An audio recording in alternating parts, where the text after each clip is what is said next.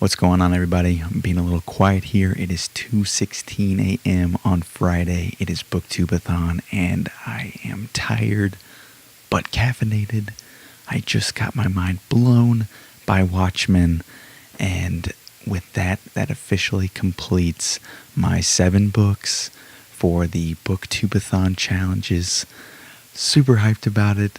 I did it in about 4 days, a little bit over 4 days, because I'm leaving for Colorado here in the next day, and I wanted to make sure to get it all out of the way. But I'm going to have a few hot takes that I'll be recording tomorrow. In the meantime, here is a little highlight reel of what went down during my short week of BookTube-A-Thon, and I'll look forward to expanding a little bit more tomorrow. Enjoy. Oh, let's go! BookTube-A-Thon is here.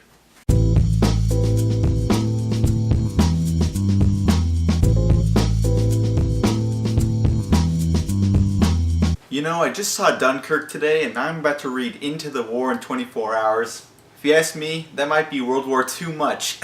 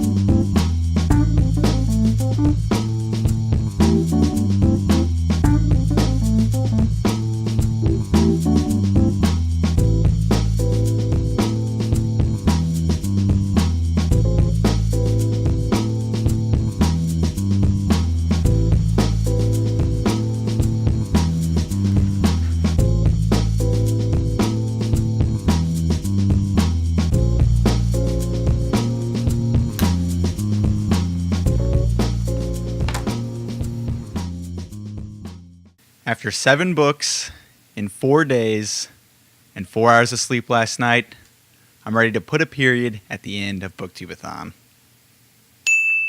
I hope you enjoyed that montage there just a little while ago. I thought BookTube-A-Thon was a special event. It deserved a special video, but I know why you're here. You all are looking for that hot take. So I'm going to start out with a couple awards here. The first one being the best book I read this week, and that goes to Watchmen.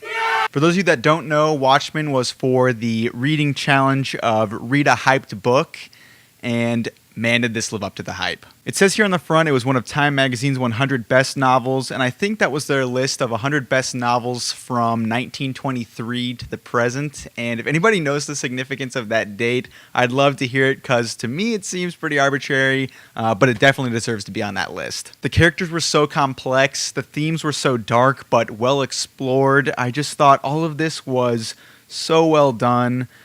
In particular, there were scenes with one of the main characters, Dr. Manhattan, where he explores a lot of concepts of time and humanity, and it gets very deep and sometimes dark, but it's also very beautiful, and I think that the writing of this is just top notch. Watchmen actually took me the longest to read out of anything else. Even though it is a graphic novel, there was just so much to get through. There are longer pieces at the end of every chapter that explore other themes more extensively. It'll be either news clippings from the newspapers that are a part of Watchmen, or it'll be interviews from some other characters, and sometimes they'll happen at the end of a huge moment that had just happened, and that'll be in the back of your mind while you're reading this more innocent article or interview, and you just know that shit's about to hit the fan, and you are just sitting there kind of nervous to go on, but you know you have to. I plan on doing a whole video on this later because I think it deserves it, and there'll be a few other books that I plan on doing that for that I read this week, but this was definitely the best one that I read, and I look forward to exploring that a little bit deeper in the future. Next, for my least favorite book I read this week, that goes to The Metamorphosis. I didn't hate it by any means. Out of all of the books I read, this was just one that I couldn't really get into too heavily. I liked a lot of the humor that was a part of it. I liked that it explored the aspect of the character where he was transformed into a totally different being, and he was more concerned about his sales job right when it had happened. And obviously that's not the first thing that a lot of us would be worried about if we had sprouted a few more legs than we went to sleep with. But I don't know, it just didn't grip me like a lot of these other books did, and I think I'm willing to try more Kafka. I know that this is a famous work of his, but I know that there are others that people really enjoy, and so if you've read Kafka and really like him, I would appreciate some suggestions, because I don't want to just judge his work off of this alone. But I did still enjoy it. It just happened to be the least favorite book that I read this week. And now for some more honorable mentions. Obviously, there were more books that were tackled this week, and the next step up from The Metamorphosis was John Steinbeck's The Pearl. This is another one that I did enjoy. It had a lot of similarities to Steinbeck's Of Mice and Men. I could tell that it was by the same author, obviously. And it, again, is something that I enjoyed. It just didn't grip me as much as some of the other ones. I think part of the reason why is that it explores one theme pretty heavily, and that has to do with greed, with this pearl that they find that kind of creates chaos for not only the family that finds it, but the town that they live in. I thought the theme was explored well. I just wish there would have been more complexity to it. I know that that's hard to say for something that is this short. It's only about 90 pages long, and that just kind of comes with the territory. But for that amount of space that was available for the story, I thought it had a good trajectory from beginning to end. Again, I just wish there was more complexity, but I did enjoy it, and so that's The Pearl by John Steinbeck. Next, I kind of consider this in a category of its own. It's If This Isn't Nice, What Is? Kurt Vonnegut's graduation speeches, and I just loved it. This was the one that I was reading outside, and I was so happy that I did. I got to listen to the birds chirp and just read the words of this beautiful soul. Kurt Vonnegut always just knows exactly what to say, even if what he's saying isn't super positive. He definitely had some graduation speeches as he got older where he was a little bit more fiery, especially in the mid-2000s with the Bush administration. He had some very specific call-outs in one of the speeches, but it was still a lot of truth. It wasn't anything that was grounded in hate. It was grounded in wanting to make the world a better place. But some of the other speeches were just so nice to a lot of these kids. He had some where he made an effort to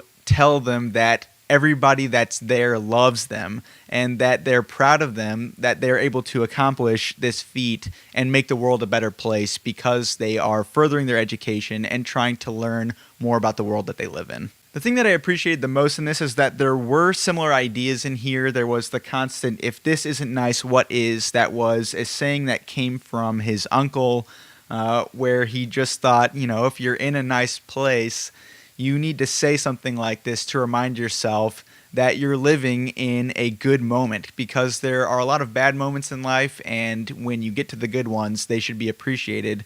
But the thing was he didn't rehash these ideas speech by speech. Yeah, a lot of them were present in all of the speeches, but he made the effort to have the frame around those ideas be different, and I appreciated that he put in that extra effort to do that. Next was Italo Calvino's Into the War. This was actually 3 short stories that dealt with the beginnings of Italy going into World War II and young Italo having to kind of come to grips with the fact that his country was going to war and that he was in a place where he was transitioning into adulthood and transitioning in a time where there was a lot of chaos and destruction. But there was a lot of innocence to the stories because he wasn't old enough to be a part of the army. He was old enough to be a part of the propaganda youth soldiers, and there are a lot of different tasks that they had to do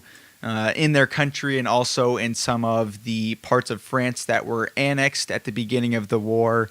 But I liked that it was told from that perspective because you got to analyze what was going on outside of the country, and that innocence made it not as unbearable as a lot of other World War II stories are. And not unbearable in the sense that it's like, oh, I don't want to read this. There's so many World War II stories, but the fact that it is horrific and it's something that we should learn about, but it's nice to get it from a different perspective. The other part that was great about it is it used the same characters throughout each one, so you got to have certain references that when they appeared in another story, you had some context to it. Like they would talk about their dealings with refugees in the country pretty extensively in one of the short stories, and then in another one they see them as they're walking to a different place, but you have all of the context of that previous story where when they mention the refugees, all of that comes flooding in, and it really enriches the experience overall. I also don't feel like I've learned too much about Italy in World War II just because there's obviously so much focus on Nazi Germany, but Italy did play a big role. They're the reason that the Axis powers were called the Axis powers. And I think just seeing it from the perspective of an Italian that wasn't necessarily on board with the war was just good supplementary information for my World War II knowledge. Next is Born a Crime by Trevor Noah. This one was easy to get to because it was an audiobook and I could listen to it in varying circumstances during the week. But I really appreciated having Trevor tell the story himself because obviously he has a bigger connection to everybody that appears in the book, and he helps frame their relationship to him because he gives them more emphasis in his different voices that he gives to them or the stories that he tells. And it was a fantastic read. This was another thing that I didn't know as much about, like with Italy in World War II. We've heard a lot about apartheid in South Africa, and there are certain big pieces that all of us hear about, like Nelson Mandela going to jail and then coming out, becoming the president. You know, a lot of these common pieces of history are told where we recognize those, but there aren't a lot of these finer details that are explored. In this case, it deals solely with his childhood, and so you get a lot of parts of history that you wouldn't get in the history books because you're getting it from the perspective of one person living in one particular neighborhood. And I thought it was super revealing, and just to see how apartheid affected real people in those circumstances made it hit a lot harder and made me want to explore a little bit more. And in fact, after certain chapters were over, I got online and looked into more of the history of apartheid, and it's just crazy to realize how recent in history that was. And I think it's just good for everybody to learn about because we get so focused on the history that we know in our particular countries, and that's something that gets mentioned by Trevor in here. But when you learn about other people, you have a better worldview, and it can help in the future when there are questionable decisions getting made, like they do every day. When you have that context, it helps you frame where you stand on it and what you think is right. And that's something that I really appreciated about the story. Also, hearing about his mom, I just fell in love with her. She was such a strong presence in his life, and she was just truly an amazing person to help him develop in a country where things were hard to develop in. And so I think hearing that story was great as well, and I really do recommend Born a Crime. Lastly, The Dharma Bums by Jack Kerouac. Now, I didn't know what to expect. This was my first Kerouac novel, as I had mentioned in my TBR video that it would be. And I didn't know what to expect. I know a lot of people kind of have some negative feelings toward the beat writers, and Kerouac in particular, because they say that he has kind of a rambling style. I didn't really think that it got too crazy. I know that there were a lot of free-flowing sentences in here, but that part of the novel didn't really bother me. One thing that was frustrating was the self-importance a lot of the characters had. They just thought that they knew everything, and every single sentence that came out of their mouths, everyone was just like, oh, that's so wise, that's so smart, and not all of it was. But the one thing I loved about the Dharma Bums was the description of the natural settings that they found themselves in. I just thought that it was so on the money. Like I said, I'm going to Colorado, and there's an early hike in the book where they are going up a very large mountain, and I just thought that the descriptions were just taking me to all those hikes that I had taken in the past, and I really appreciated not only that part of the story, but the hitchhiking parts where he gets to Mexico and to the middle of the United States and then over to the East Coast. I get why these books had a lot of influence on the younger generation at that time and created the rucksack revolution at that time. I just don't know that all of the ideas hold up today, but like I said, over anything else, the natural descriptions were just beautiful. And that was BookTube-A-Thon. It was a stressful week because I compressed it into such a small amount of time.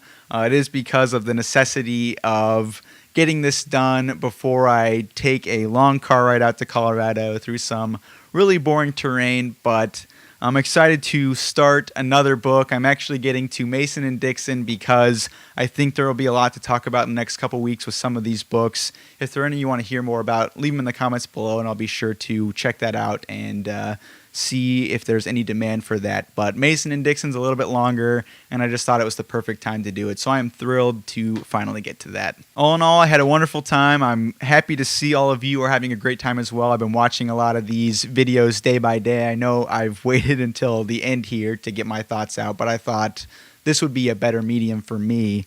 But I'm excited to see the rest of the videos for the end of the week and the end of BookTube-A-Thon, so keep them coming, and good luck with the rest of your reading. There will potentially be a video up next week. It'll be a discussion video that's a little bit lighter. I think it'll be on the editions of books and how that can affect the experience, if that even matters to you at all, stuff like that. And so be on the lookout for that, and then I will be back into the groove of things and keeping things going till the end of the year. Have a happy BookTube-A-Thon. See you soon. Simple. Hey. Clean. Hey. Bye.